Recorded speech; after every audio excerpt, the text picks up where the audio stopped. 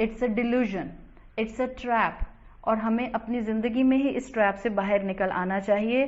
یاد رکھیں for eternity, یاد رکھیں اس بات کو کہ اگر مجھے آخرت کی سیلویشن چاہیے تو مجھے اپنے کلمے کے مطابق زندگی گزارنی ہوگی. سو یہ تھے اللہ کے رسول کے چچا میں سیکنڈ کیٹیگری، نہایت محبت کرنے والے، نہایت احترام کرنے والے، نہایت قابل احترام مسلمانوں کے لیے بھی. وہ جو ان کا معاملہ ہے جس پہ انہوں نے کلمہ نہیں پڑھا، دیٹ از کمپلیٹلی بٹوین ہم اینڈ اللہ. آپ اور میں رسول اللہ صلی اللہ علیہ وسلم کے ان چچا کی کمپلیٹ رسپیکٹ بھی کرتے ہیں. سو آپ کے چچا کی تیسری کیٹیگری، جس میں کہ آپ دیکھتے ہیں کہ ہم نے ابو لہب کو پلیس کرنا ہے. یہ تھرڈ کیٹیگری جس میں آپ صلی اللہ علیہ وسلم کے لیے اوپن ہیٹریڈ تھی. although don't forget ابو لہب رسول اللہ سے آپ کے پروفٹ ہوڈ سے پہلے بہت محبت کرتا تھا، لیکن آپ کا یہ ایمان کا دعویٰ ڈکلیئر کرنا، اس سے اس کی ناک نیچے ہو رہی تھی، اس سے اس کے آبا کا پوزیشن اور ان کا ایک جو روب اور دبدبہ تھا وہ کم ہو رہا تھا. اس کی ایروگنس نے اس کو رسول اللہ سے نفرت کی طرف دھکیل دیا. یہ تیسری کیٹیگری آپ کے چچا کی جس میں ابو لہب آتا ہے. اوپن ہیٹریڈ تھی اس کو رسول اللہ سے اور اسلام سے. آپ کا سگا چچا ہونے کے باوجود اس نے آپ کے ساتھ انتہائی دشمنی کا معاملہ کیا. تو ایک بات میں یہاں ایک اور جسٹ فار تسلی میں بتا دوں، کبھی کبھی زندگی میں ہمیں اپنوں سے بڑی زبردست ٹھوکریں لگتی ہیں. کبھی وہ ٹھوکریں بڑی obvious ہوتی ہیں اور کبھی وہ ٹھوکریں جو ہیں وہ دنیا کو نہیں نظر آ رہی ہوتی ہیں، بٹ جس نے آپ کو ٹھوکر ماری ہوتی ہے وہ جانتا ہے، یا جس نے ٹھوکر کھائی ہوتی ہے وہ جانتا ہے. اور اپنوں سے ہی انسان کو ٹھوکر لگتی ہے. ایسے میں انسان، اللہ کے ساتھ جڑا ہوا انسان، یہ سوچتا ہے کہ اللہ میں تو آپ کے اتنے قریب ہوں، میں آپ کو خوش کرنے کی کوشش کرتی ہوں، میرے اپنے رشتے مجھے ہرٹ کرتے ہیں، میرے اپنے رشتوں نے میری زندگی مشکل کر دی، میرے اپنے رشتوں نے مجھے دھوکہ دیا، میرے اپنے رشتوں نے میرے ساتھ ظلم کیا، میرے اپنے رشتوں نے مجھ سے ناانصافی کی. اگر آپ کو کبھی ایسی فیلنگز آئیں اور شیطان آپ کے دل میں ڈالے کہ دیکھو بہن اب تم تھک گئی، بس کہہ دو کہ اب میں ان لوگوں کے ساتھ جو ہوں وہ اپنا حق نبھاتے نبھاتے تھک گئی ہوں، اس لیے کہ انہوں نے تو کانسٹنٹ میرے ساتھ زیادتی کی ہے، اور کوئی زندگی میں انہوں نے ایک ایسی زیادتی کر دی. اس لیے کہ بعض اوقات کچھ رشتے آپ کی زندگی میں کوئی ایک ایسی بڑی زیادتی، ظلم، ناانصافی کر دیتے ہیں کہ وہ کبھی بھی اس مقام پر نہیں آ سکتے. آپ ان کے ساتھ اخلاق کے ہوتے ہیں، آپ ان کا حق بھی ادا کرتے ہیں کسی نہ کسی لیول پر، جب کیونکہ آپ اللہ کی خاطر معاف کرتے ہیں تو محبت بھی ڈیولپ ہو جاتی ہے. But along with all these things کبھی بھی آپ اس مقام پر ان کو نہیں لا پاتے جو مقام ان کو آپ دے پاتے شاید اگر انہوں نے آپ کے ساتھ زیادتی نہ کی ہوتی. تو آپ سب کو تسلی دینے کے لیے، اور اگر خدا نخواستہ آپ میں سے کسی نے زیادتی کے اینگل پر اپنے آپ کو کھڑا کیا ہوا ہے، آپ بہتر ہے کہ دنیا میں ہی لوگوں کے حق ادا کر دیں. بہتر ہے کہ جو ناانصافی ہوئی ہے اس کو آج ہی ادا کر دیں، اس سے پہلے کہ آخرت میں ساری نیکیوں کی پوٹلی اٹھا کر اس مظلوم انسان کو دے دی جائے جس کا آپ نے معاملہ خراب کیا تھا دنیا میں. اور اگر آپ کے ساتھ ایسے لوگ ہیں جنہوں نے زیادتی کی ہے، میں آپ سب کو اس وقت اس مثال کو سامنے رکھنے کو کہوں گی. رسول اللہ صلی اللہ علیہ وسلم کا اپنا بلڈ ریلیشن تھا، آپ کے والد کے بھائی تھے ابو لہب، اور یہ حال کر رہے تھے رسول اللہ کے ساتھ. رسول اللہ یتیم تھے، بچپن سے آپ نے والد کو نہیں دیکھا، والدہ آپ کی اتنی ینگ ایج میں چلی گئیں، محبت کرنے والے دادا آپ کے چلے گئے، اور اس شخص کا، اس چچا کا حال یہ تھا کہ اس نے شفقت کا ہاتھ آپ کے سر پر نہیں رکھا. رسول اللہ آزمائے گئے اپنوں سے تو نہیں کہا کریں کہ میں تھک گئی. یاد رکھیں ہمیں لگتا ہے ہم تھک گئے، لیکن اگر ہمارے فیلنگز کے باوجود آزمائشیں ختم نہیں ہو رہی تو یا اس آیت کو یاد کر لیا کریں، لا یکلف اللہ نفسا الا وسعها. اللہ اپنے بندے کو اس کی طاقت سے بڑھ کر نہیں آزماتا، وہ اپنے بندے کے بہت قریب ہوتا ہے. مشکلات ہیں، آزمائشیں ہیں، مقصد یہی ہے ہم اللہ کا دامن نہ چھوڑیں، اخلاق کا دامن نہ چھوڑیں، اور لوگوں کے حق مارنے کے باوجود حق دینے والے بنے رہیں. یہ ہے جو آخرت میں آپ کو سرخرو کرے گا. سو یہ تین کیٹیگریز تھیں جو اللہ کے رسول صلی اللہ علیہ وسلم کے چچا کی ہیں. Now coming back on the words of the آیات، تبت یدا ابی لہب. لہب کا لفظ جو آیا ہے اگین ابی لہب یہاں as a phrase of compliment نہیں آیا. آپ کو بتایا تھا میں نے لہب کہتے ہیں عربی زبان میں ریڈ فلیم کو. یہ لہب کا لفظ جو ہے اگر آپ کبھی ابن کثیر المکی ریسائٹر ہیں قراء ہیں اگر آپ ان کو سنیں گی ابن کثیر المکی کو تو یہ اس کو پڑھتے ہیں لہبن ہا پر سکون کے ساتھ پڑھتے ہیں لہبن لیکن میجورٹی قراء اس کو پڑھتے ہیں لہبن ہا پر فتحہ کے ساتھ زبر کے ساتھ. ٹھیک ہے تو لہب کہتے ہیں عربی زبان میں ریڈ فلیم کو یعنی ایک شعلہ جس شعلے جو فلکر کرتا رہتا ہے. عربی زبان میں شعلے کے لیے اور الفاظ معارج بھی آتا ہے شرارہ بھی آتا ہے. اللہ تعالیٰ نے یہاں پر ابھی لہب جو استعمال کیا وہ ایز اے کمپلیمنٹ اس کی کنیت کو نہیں استعمال کیا. یاد رکھیں ابو الحکم کس کی کنیت تھی ہم سب جانتے ہیں. ابو الحکم دیٹ واز دا کنیت آف عمر بن ہشام. عمر بن ہشام کون تھا؟ عمر بن ہشام واز ابو جہل. آپ میں سے کچھ لوگ کنفیوز ہو رہے تھے کل میرے پاس کچھ 2-3 اسٹوڈنٹس نے سوال کیے کہ کیا ابو لہب اور ابو جہل ایک ہی تھے؟ نہیں, ابو جہل الگ ہے اور ابو لہب الگ ہے. ابو لہب عبد العزیٰ بن عبد المطلب اور ابو جہل عمر بن ہشام ہے. یاد رکھیں اب عمر بن ہشام بھی اسلام کے بڑے دشمنوں میں ایک دشمن تھا اور بری طرح سے بدر میں اس کو اللہ تعالیٰ نے نیچا کیا, بری طرح سے بدر میں یہ مارا گیا. عمر بن ہشام اور عمر بن خطاب ان دو کے لیے اللہ کے رسول صلی اللہ علیہ وسلم نے دعا کی تھی اللہ ان دو میں سے کسی ایک کو اسلام کی سپورٹ میں کھڑا کر دے. اللہ تعالیٰ نے عمر بن خطاب کے دل کی خیر کو دیکھتے ہوئے ان کو سلیکٹ کر لیا. عمر بن ہشام کا ٹائٹل تھا کنیت تھی قریش میں ابو الحکم دا فادر آف وزڈم. لیکن ابو جہل کو ابو جہل قریش کے لیڈرز نہیں کہتے تھے, یہ مسلمانوں نے اس کا نام رکھا تھا. بدر میں جب مارا گیا تھا تو جس مکہ کے شخص نے آ کر قریش کے پیچھے لیڈرز کو اناؤنس کیا تھا کہ یہ لیڈرز مارے گئے تو جب اس نے نام لیا تھا تو اس نے کہا تھا عمر بن ہشام ابو الحکم مارا گیا. اور جب مسلمان خبر لے کر مدینہ پہنچے تھے بدر کے میدان سے کہ کون کون قریش کے لیڈر مارے گئے تو انہوں نے کہا تھا عمر بن ہشام ابو جہل قتل کر دیا گیا. مسلمان اس کو ابو جہل کہتے تھے عمر بن ہشام کو اور قریش اس کو ابو الحکم کہتے تھے. ایسی حکمت کا, ایسی وزڈم کا, ایسی عقل کا, ایسی انٹلیکٹ کا کوئی فائدہ نہیں ہے جو انسان کو رب تک نہ پہنچا سکے. ایسی ڈگری کا, ایسے ایجوکیشنل کریڈینشلز کا کوئی فائدہ نہیں ہے جو انسان کو اسلام کی ویلیو نہ سکھا سکیں. تو یہ جو یہاں پر ابو لہب آیت میں آیا اللہ نے اس کا نام کیوں نہیں مینشن کیا؟ اس کا نام کیا تھا؟ عبد العزیٰ. اور العزیٰ عبد العزیٰ کا مطلب کیا تھا؟ عزیٰ ان کے بت کا نام تھا, one of the grand idol of the Quraysh. اس کا نام عزیٰ تھا. لات منات عزیٰ یاد ہے نا, سورہ نو کے اندر آپ کو یہ نام ملتے ہیں لات منات عزیٰ اور اس کے علاوہ بھی قرآن میں ملتے ہیں. تو یہ جو ان کے بت تھے سورہ نو میں نہیں آتے, سوری ایک اور جگہ قرآن میں لات منات اور عزیٰ آتے ہیں. تو یہ اس کا نام تھا اپنے آئیڈل کے نام پر, عبد العزیٰ اس کا نام تھا. اسکالرز کہتے ہیں کہ کیسے ہو سکتا تھا کہ اللہ تعالیٰ قرآن میں تبت یدا عبد العزیٰ یا عبد العزیٰ مینشن کر دیتا. عبد العزیٰ تو فیک تھیوری ہے, انسان کسی کا عبد نہیں ہو سکتا سوائے اللہ کے. فالس گاڈ کی سلیوری نہیں ہو سکتی. تو اللہ جھوٹے الہ کو, اس فالس تھیوری کو اس کے نام کے طور پر بھی اپنے کلام کا حصہ کیسے بناتا؟ سو دس از دا ریزن نمبر 1 کہ اللہ تعالیٰ نے اس کا نام مینشن نہیں کیا. ریزن نمبر 2 اس کی کنیت جو کہ عرب کے لیے کمپلیمنٹ تھی اس کو دینے والا ابو لہب, اس کو یہاں مینشن کیوں کیا؟ اللہ نے ابو لہب کی کنیت کی کانوٹیشن بدل دی. Got it? قریش ابو لہب کہا کرتے تھے اس کو اس کی خوبصورتی کی وجہ سے, اس کی ایسوسیشن کی وجہ سے جو کہ اس کو نعمتیں دنیا میں دی گئی تھیں. اللہ نے اس کو ابو لہب کہا ہے ڈیو ٹو اس کا ایسوسیشن ود دا نار, اس کے اہل نار ہونے کی وجہ سے اس کو ابی لہب کہا گیا ہے. اس لیے کہ فلیمز اس کا مستقبل ہیں, اب اس کی ایسوسیشن فلیمز کے ساتھ ہوگی, جہنم میں رہنے والا ہوگا, آگے آ جائے گا سایصلیٰ نارن, اب تو وہ آگ میں ہی بھونا جائے گا, اسی میں روسٹ کیا جائے گا. تو جیسے ابو لہب کمپلیمنٹری کنیت تھی اس شخص کی خوبصورتی کی وجہ سے قرآن نے اس کی کونوٹیشن بدل دی.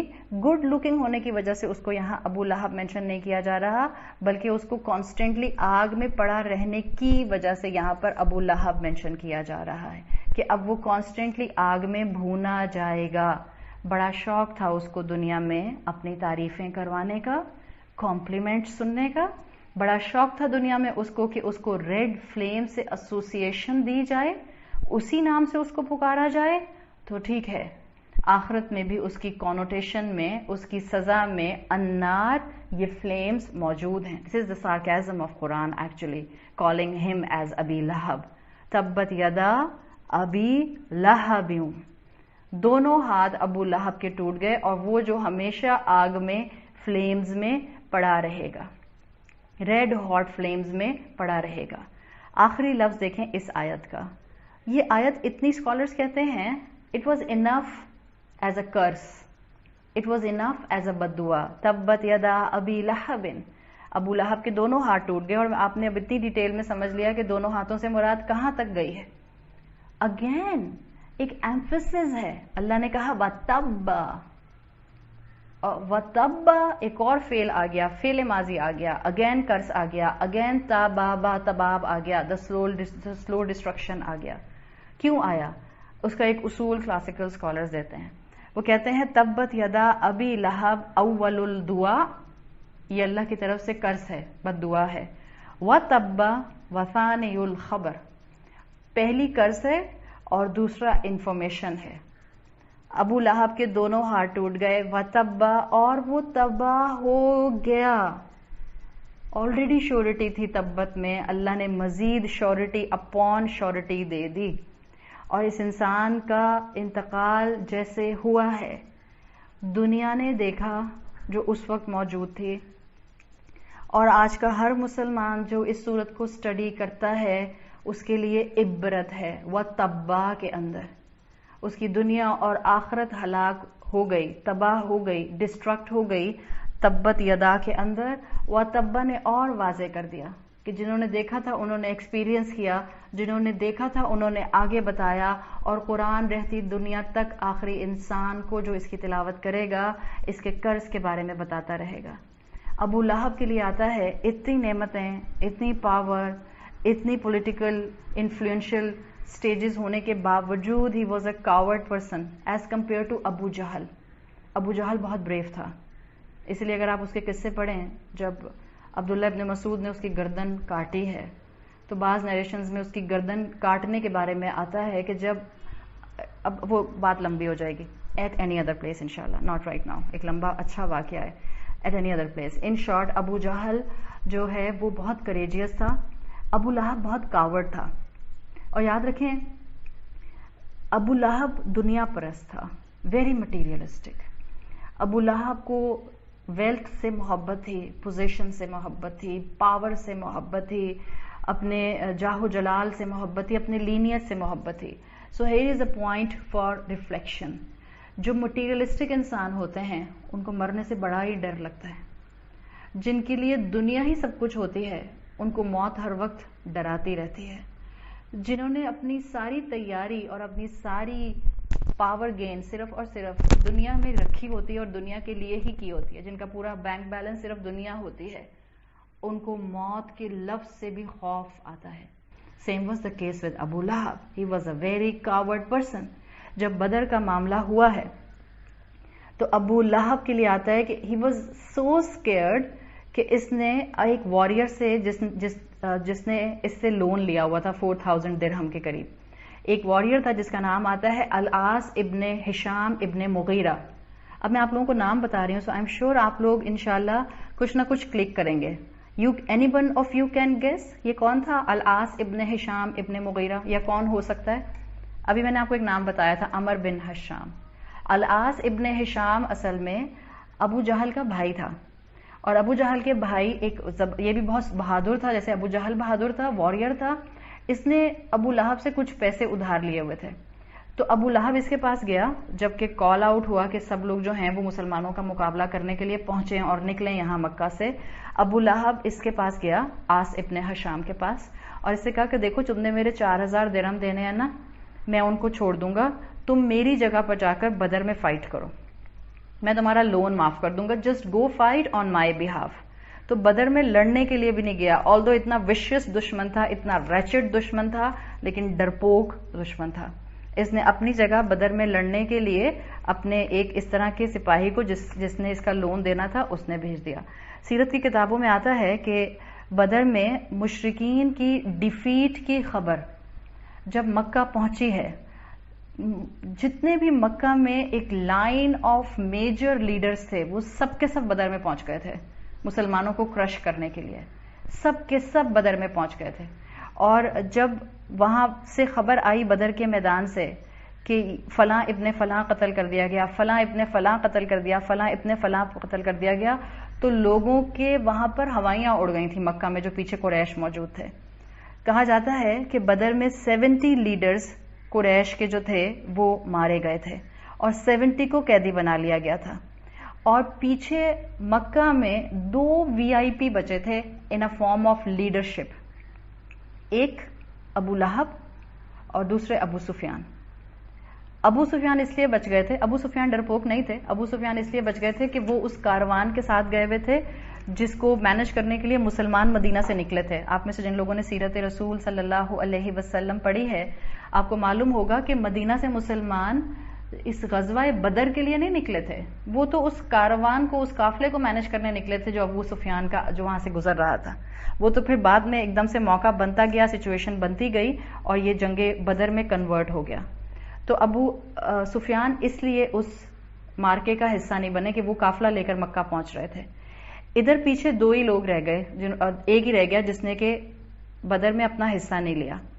اب جب یہ خبر آئی اور اس خبر میں یہ بھی اس نے بتانے والے نے بتایا جو کہ آیا تھا خبر بتانے والا کہ 70 لوگ مارے گئے, 70 کو قیدی بنا لیا مسلمانوں نے, اور ان قیدیوں میں العباس بھی شامل ہیں. یعنی یہ خبر آئی کہ العباس آپ کے جو چچا ہیں وہ قتل نہیں ہوئے ہیں بلکہ ان کو اصل میں قیدی بنا لیا مسلمانوں نے. تو ابو لہب فوراً یہ سب خبر سن کے اس کو ریکنفرم کرنے کے لیے العباس کے گھر آیا. العباس آپ کے چچا تو گھر پر نہیں تھے, ان کی وائف وہاں موجود تھیں کہ تاکہ وہ ان سے پتا کریں کہ بھئی اس طرح سے ایک مشرک ڈیٹیلز لے کر آیا ہے, اگر آپ کے پاس انفارمیشن ہے تو مجھے بتائیں کہ بدر میں کیا ہوا ہے. ریکنفرم کرنا چاہ رہا تھا کہ واقعی سیویئر ڈیفیٹ ہوئی ہے یا یہ خالی جو ہے ریومرز آ رہی ہیں. سو جو ابو لہب جب ان کے گھر پر آیا تو ابو لہب العباس کے گھر میں ان کا ایک سرونٹ تھا جو ان کی وائف کے ساتھ, ان کی وائف کو ام فضل کہا جاتا تھا. ام فضل کا ایک سرونٹ تھا ابو رافع. اب now keep whole scenario in mind, ہجرت مدینہ ہو چکی ہے, سو میجرلی سارے مسلمان ٹریول کر گئے تھے مکہ سے, صرف وہ چند نیک مسلمان, کمزور ایمان کے مسلمان کچھ پیچھے رہ گئے تھے جنہوں نے بھی اپنا ایمان ڈکلیئر نہیں کیا تھا اور وہ ہجرت کرنے کی کیپیسٹی میں تھے نہیں. العباس کا ایک سرونٹ ابو رافع وہ ان ویک مسلمانوں میں سے ایک تھے, اور یہ العباس کی وائف ام فضل کے پاس تھے اس وقت جبکہ ابو لہب آیا. تو جب ابو لہب آیا اور اس نے پوچھا کہ ایک شخص آیا ہے اور اس نے ایسے بتایا ہے کہ قریش کے لیڈرز کو زبردست ڈیفیٹ ہوئی ہے اور ہم کمپلیٹلی اوور کم ہو گئے ہیں اور ہمارے 70 لیڈر مارے گئے, 70 کو اس طرح سے پکڑ لیا, اور جو خبر بتانے والا آیا ہے وہ کہہ رہا ہے کہ ہم نے سفید کپڑوں میں موجود لوگوں کو مسلمانوں کے برابر بدر کے میدان میں لڑتے ہوئے دیکھا ہے, اور ہم نہیں جانتے کہ وہ لوگ کون تھے, یعنی وہ نئے لوگ تھے, اسٹرینجر لوگ تھے, ہم ان کو ریکگنائز نہیں کر سکتے. ابو رافع جو اب تک اپنا اسلام چھپائے ہوئے تھے, اسپونٹینیسلی ان کے منہ سے نکلا ایکسائٹمنٹ میں, سن رہے تھے نا ساری باتیں جو ام فضل سے یہ کر رہے تھے, اب یہ کر رہا تھا ابو لہب, تو جیسے ہی انہوں نے یہ سنا ایکسائٹمنٹ میں بولے they must have been angels, ملائکہ ہوں گے. ابو لہب کو یہ سن کر شدید غصہ آیا, پریشان پہلے ہی تھا, آلریڈی اسٹریسڈ آؤٹ تھا اس لیے کہ اکیلا رہ گیا تھا اس وقت مکہ میں ایز اے لیڈر اور باقی سارے مارے گئے تھے, تو آلریڈی اسٹریسڈ آؤٹ تھا, بہت پریشان تھا. جب اس نے ابو رافع کی زبان سے یہ سنا کہ ملائکہ ہوں گے, اور ابو رافع نے بہت ہی ایکسائٹمنٹ میں کہا, اس کو اتنا غصہ آیا ابو لہب کو کہ اس نے اس کو ابو رافع کو پکڑ کے باقاعدہ بروٹلی وائلنٹلی مارنا شروع کر دیا. فضل روکتی رہی، وہ نہیں رکا، یہاں تک کہ فضل کو اپنے سرونٹ کو، اپنے غلام کو بچانے کے لیے ایک سٹک اٹھانی پڑی، تو زور سے ابو لہب کو ماری، سٹک ماری تو اس کے سر پر لگی اور سر میں سے اس کے بلیڈنگ ہونے لگ گئی. بہت ہی ایک ہیوملیٹنگ وے میں وہاں سے یہ اس طرح سے اپنے سر کو پکڑ کے فضل کے گھر سے چلا گیا، اسی حالت میں وہاں سے گیا ہے.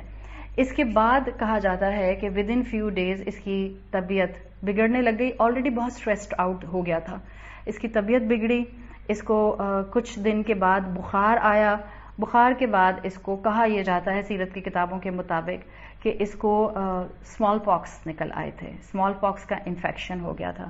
اور اسمال پاکس کے بارے میں 20th سینچری تک ہم سب جانتے ہیں، it was a deadliest contagious disease, جس میں انسان کو کچھ دن میں بخار آتا ہے، ایک دفعہ اگر انفیکٹ ہو جائے انسان اس وائرس سے، اور اس کے بعد انسان کو بخار کے بعد جسم کے اوپر بلسٹرز اور بوائلز بننے لگ جاتے ہیں، سویلنگ ہو جاتی ہے.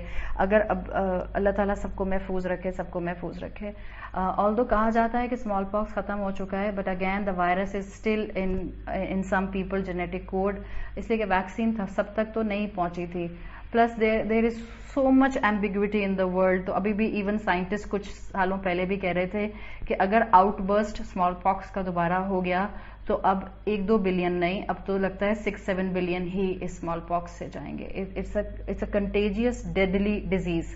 اس شخص کو یہ کہا جاتا ہے کہ یہ اسکن ڈیزیز میں اسمال پاکس ٹائپ اس کو یہ بیماری ہوئی تھی، جس میں اس کے پورے جسم پر، اگر آپ ابھی بھی کبھی گوگل کریں اسمال پاکس پیشنٹ، آپ سے دیکھا نہیں جائے گا تصویروں میں، بیکاز وہ پورا جسم انسان کا اٹس لائک جیسے بارک ہوتی ہے ایک درخت کی وہ لکڑی جو کہ ڈرائی ہو کے گر رہی ہوتی ہے، وہ اس طرح کی ہو جاتی ہے انسان کی اسکن. اور یہ اسمال پاکس انسان کو نکلتا تھا انسائڈ آؤٹ، جو اس کی کیفیت اسکن کے باہر بلسٹرز کی ہوتی تھی، اس کے آرگنز کے اندر بھی بلسٹرز ایسے ہی آ جاتے ہیں.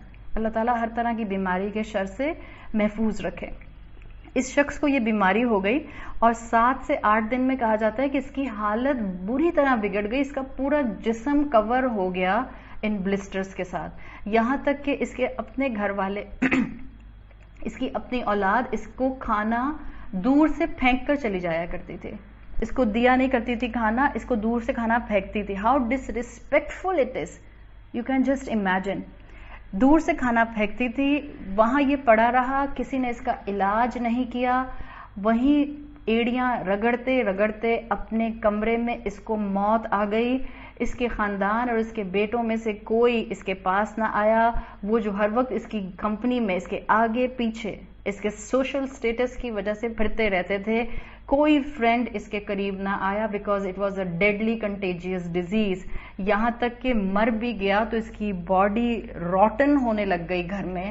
جب نیبرز میں اسمیل آنا شروع ہوئی تب انہوں نے اس کی اولاد سے، اس کے بیٹے سے اور اس کی بیٹی سے کہا کہ کم سے کم اپنے باپ کو دفنانے کا تو انتظام کرو. کہا جاتا ہے کہ اس کے پاس، اس کے جسم کے پاس ایک انسان آنے کو تیار نہیں تھا. اس کے بیٹوں نے ایبسینین سلیوز کو بلایا، انہوں نے ڈچ بنایا، دور جا کر ایک گڑھا بنایا اور لکڑی کے ایک بڑے سے لاگ کے ساتھ، لکڑی کا ایک بڑا سا لاگ لے کر اس سے اس کے جسم کو، can you imagine the disrespectfulness here، اس کے جسم کو اس لاگ سے پش کر کے اس ڈچ میں ڈالا، اس گڑھے میں ڈالا اور اوپر سے بڑے بڑے پتھر پھینک دیے گئے. This was the انجام of Abu Lahab and this is the practical implementation of تبت یدا ابی لہب و تب. جس کے اوپر سے اللہ کی پروٹیکشن ہٹ جائے اسے کوئی بچا نہیں سکتا، جس کے اوپر اللہ کی قرض آ جائے وہ کہاں بچ کے جا سکتا ہے. جو اپنے آپ کو اللہ سے دور کر لے اس کو سکون اور راحت کہاں مل سکتا ہے. جو اللہ کے رسول صلی اللہ علیہ وسلم سے دشمنی مول لے لے اس کو عزت اور رسپیکٹ کیسے مل سکتی ہے. اللہ تعالی ہمیں اپنی زندگی میں قرآن کی ایک ایک آیت سے اپنے عمل کے لیے بہترین گائیڈنس لینے کی توفیق عطا فرمائے. اللہ تعالی ہم سب کو ہر طرح کی بیماریوں کے شر سے، مشکلات کے شر سے، رشتوں کے شر سے، انسانوں کی طرف سے آنے والی آزمائشوں کے شر سے حالات کے شر سے اور شیطان کے شر سے محفوظ رکھے. اللہ ہمیں اپنے نفس کے شر سے محفوظ رکھے. سبحانک اللہم و بحمدک نشہد ان لا الہ الا انت نستغفرک و نتوب الیک. اللہم ارزقنا فی رمضان طاعۃ الخاشعین واشرح فی رمضان صدورنا بانابۃ المخبتین بامامک یا امان الخائفین. اللہ تعالی ہم سے راضی ہو اور اللہ ہمیں کلمے پر موت نصیب فرمائے. سبحانک اللہم و بحمدک نشہد ان لا الہ الا انت نستغفرک و نتوب الیک. السلام علیکم ورحمۃ اللہ وبرکاتہ.